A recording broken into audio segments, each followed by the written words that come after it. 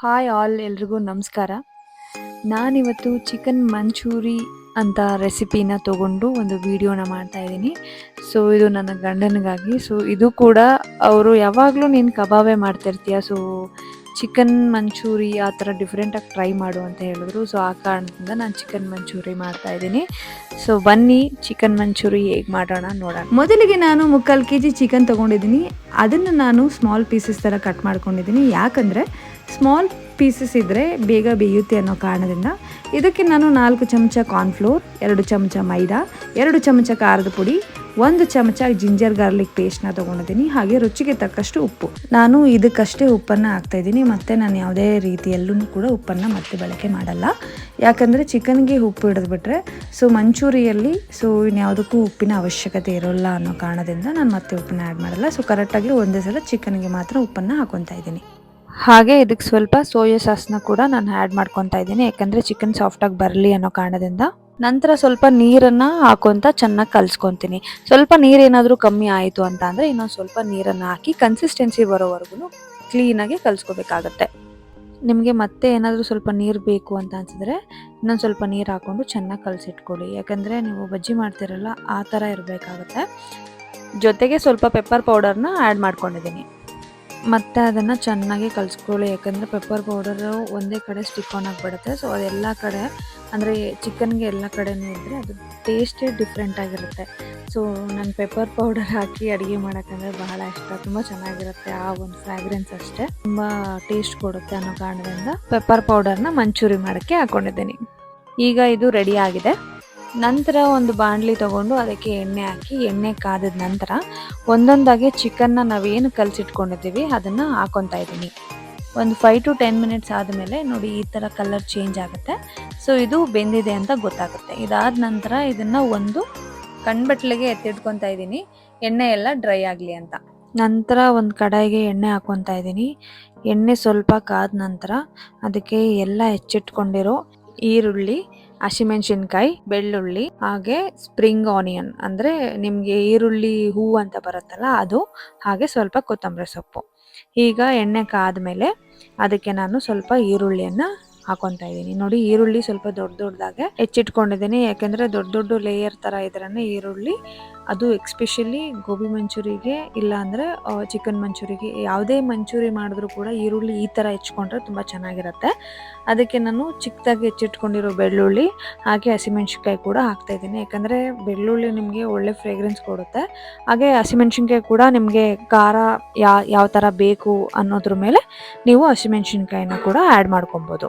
So ಅದನ್ನು ಚೆನ್ನಾಗಿ deep fry ಆಗಬೇಕು. ಈರುಳ್ಳಿ, ಬೆಳ್ಳುಳ್ಳಿ ಹಾಗೂ ಹಸಿಮೆಣ್ಸಿನ್ಕಾಯಿ 3 ಚೆನ್ನಾಗಿ ಬೇಯಬೇಕು. ಬೆಂದ ಮೇಲೆ ಅದು ಒಂದು ಸ್ವಲ್ಪ ಬ್ರೌನಿಷ್ ಆಗುತ್ತೆ. ಇದಕ್ಕೆ ಸ್ವಲ್ಪ ಸೋಯಾ ಸಾಸ್ನ ಆ್ಯಡ್ ಮಾಡ್ಕೊಬೇಕು.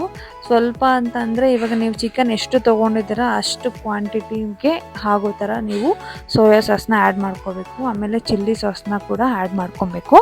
ಅದಾದ ನಂತರ ಟೊಮೆಟೊ ಸಾಸ್ನ ಕೂಡ ಆ್ಯಡ್ ಮಾಡ್ಕೊಬೇಕು. ಈ 3 ಕೂಡ ಒಳ್ಳೆ ಫ್ಲೇವರ್ ಕೊಡುತ್ತೆ. ನಂತರ 3 ಹಾಕಿದ್ಮೇಲೆ ಮತ್ತೊಂದು ಸಲ ಚೆನ್ನಾಗಿ ಬಾಡಿಸ್ಕೊಬೇಕು. ನೋಡಿ ಆ ಕಲರ್ ಹೇಗೆ ಚೇಂಜ್ ಆಗುತ್ತೆ ಅನ್ನೋದನ್ನ ನೀವು ಅಬ್ಸರ್ವ್ ಮಾಡ್ಬೋದು.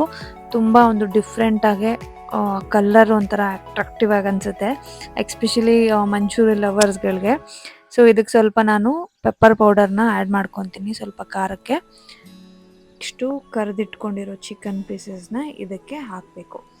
ಇದಕ್ಕೆ ಹಾಕಿ ಚೆನ್ನಾಗಿ ಮತ್ತೊಂದು ಸಲ ಕಲಿಸ್ಕೋಬೇಕು. ಯಾಕಂದರೆ ಅಲ್ಲಿ ಹಾಕಿರುವಂಥ ಸಾಸಸ್ ಏನಿದೆ ಅದೆಲ್ಲನೂ ಕೂಡ ಚಿಕನ್ಗೆ ಅಂಟ್ಕೋಬೇಕು. ಆವಾಗ ಟೇಸ್ಟ್ ತುಂಬ ಚೆನ್ನಾಗಿ ಬರುತ್ತೆ. ಹಾಗೆ 1 ಸ್ಪೂನ್ ಕಾರ್ನ್ಫ್ಲೋರ್ ಹಾಕಿ ಅದಕ್ಕೆ ಸ್ವಲ್ಪ ನೀರು ಹಾಕಿ ಚೆನ್ನಾಗಿ ಈ ಥರ ಕಲಸಿಟ್ಕೊಂಬಿಡಿ. ಕಲಸಿಟ್ಕೊಂಡು ಇದಕ್ಕೆ ಹಾಕಿ. ಯಾಕೆ ಹಾಕೋ ರೀಸನ್ ಅಪ್ಪ ಅಂತಂದರೆ ಚಿಕನ್ ತುಂಬ ಸಾಫ್ಟಾಗಿ ಬರುತ್ತೆ ಅನ್ನೋ ಕಾರಣದಿಂದ ಈ ಕಾರ್ನ್ಫ್ಲೋರ್ನ ನೀರಿಗೆ ಹಾಕ್ಬಿಟ್ಟು ಒಂದು ಸ್ವಲ್ಪ ಮಿಕ್ಸ್ ಮಾಡಿಬಿಟ್ಟು ಅದನ್ನು ಹಾಕ್ತಾಯಿದ್ದೀನಿ.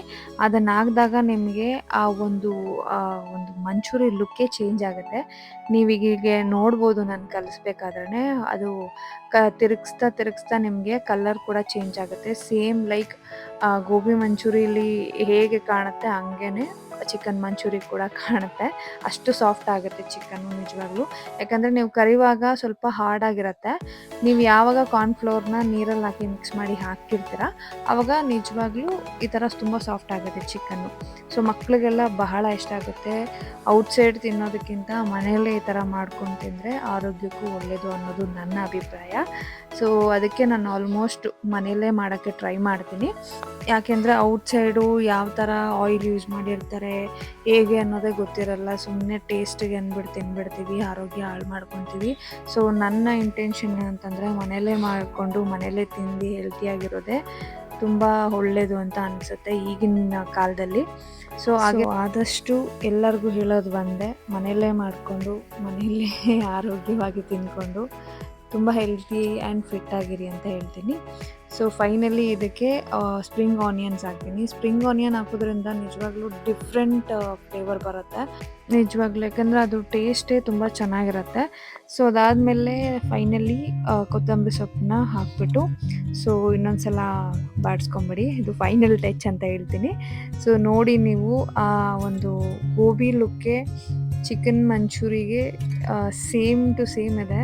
ಆ ಟೇಸ್ಟು ಕೂಡ ಹಾಗೇ ಇರುತ್ತೆ ಡೆಫಿನೆಟ್ಲಿ, ಯಾಕಂದರೆ ನಾನು ಟೇಸ್ಟ್ ಮಾಡಿದ್ದೀನಿ, ತುಂಬ ಚೆನ್ನಾಗಿತ್ತು. ಸೊ ನಾವು ಮಾಡೋ ಅಡುಗೆನ ನಾವೇ ತಿಂದು ಹೇಳಿದ್ರೆ ಖಂಡಿತವಾಗ್ಲೂ ಅದು ಸ್ಯಾಟಿಸ್ಫ್ಯಾಕ್ಷನ್ ಆಗಲ್ಲ, ಎಸ್ಪೆಷಲಿ ಹೆಣ್ಮಕ್ಳಿಗೆ.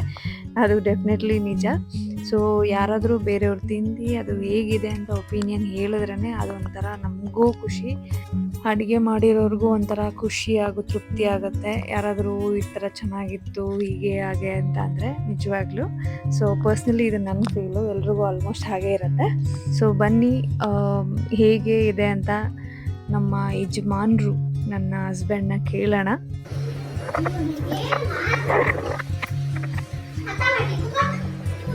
ಹೇಗಿದೆ? ಚೆನ್ನಾಗಿದೆಯಾ?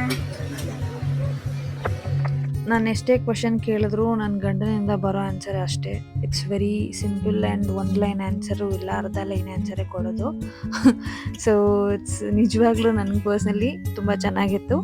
ಸೊ ನೀವು ಟ್ರೈ ಮಾಡಿ ತಿನ್ನಿ, ಆರೋಗ್ಯವಾಗಿರಿ ಅಂತ ಹೇಳ್ತಾ ಇವತ್ತಿನ ನನ್ನ ವ್ಲಾಗ್ನ ಮುಗಿಸ್ತಾ ಇದ್ದೀನಿ. Thank you so much.